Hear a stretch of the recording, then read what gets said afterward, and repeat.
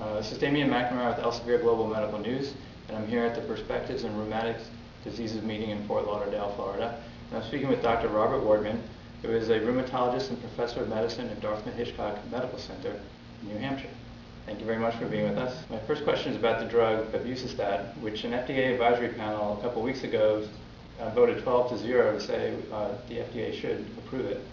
And I want to know, how does that, what is the significance of it if it is approved? How's it going to play into the armamentarium of rheumatologists for treating this disease? Well, first of all, let me acknowledge that I was a consultant with the company that developed this drug, so I could be accused of prejudice, but I think independent of that, that's good that this is a very exciting turn of events for the FDA, hopefully to approve this new drug, because there hasn't been a drug to treat hyperuricemia in patients with gout, a new one since 1964. And although the drugs that are available can be very effective, there are many people who don't tolerate them. And so to have an alternative is just fantastic. So the side effects are kind of a limitation in some patients with the current therapies? Well, the only xanthine oxidase inhibitor that is available now is allopurinol.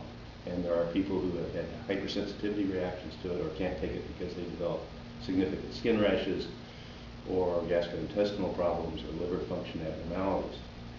Also, the allopurinol's dosage needs to be adjusted and looked at very carefully in people who have abnormal renal function.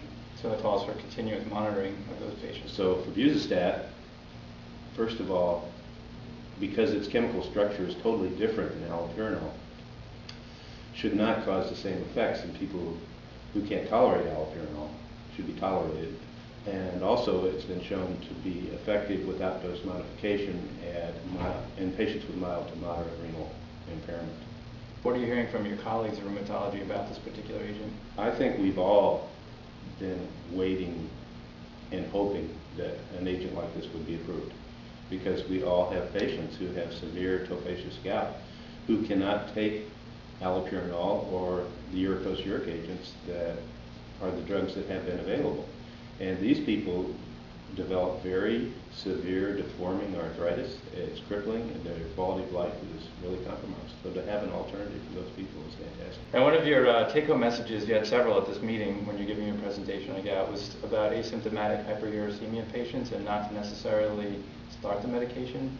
Well, today we don't recommend that one use a specific urate-lowering agent like a uricose uric or a xanthine oxidase inhibitor to treat asymptomatic hyperuricemia, but it's not something that should be ignored if it's encountered, because one should determine why a person has hyperuricemia and then try and address the cause if it's found, but also address the comorbidities that are often seen with hyperuricemia, which are coronary artery disease, diabetes, obesity, hyperlipidemia, and alcoholism. So it's a full spectrum of things you have to look at and monitor even when they're asymptomatic, because they're at higher risk of other conditions. Yes. Thank you very much. This has been Damian McNamara with Elsevier Global Medical News, speaking with Dr. Robert Wortmann at the Perspectives in Rheumatic Diseases meeting in Fort Lauderdale, which is sponsored by Rheumatology News and the Skin Disease Education Foundation. Thank you very much for being with us. Thank you.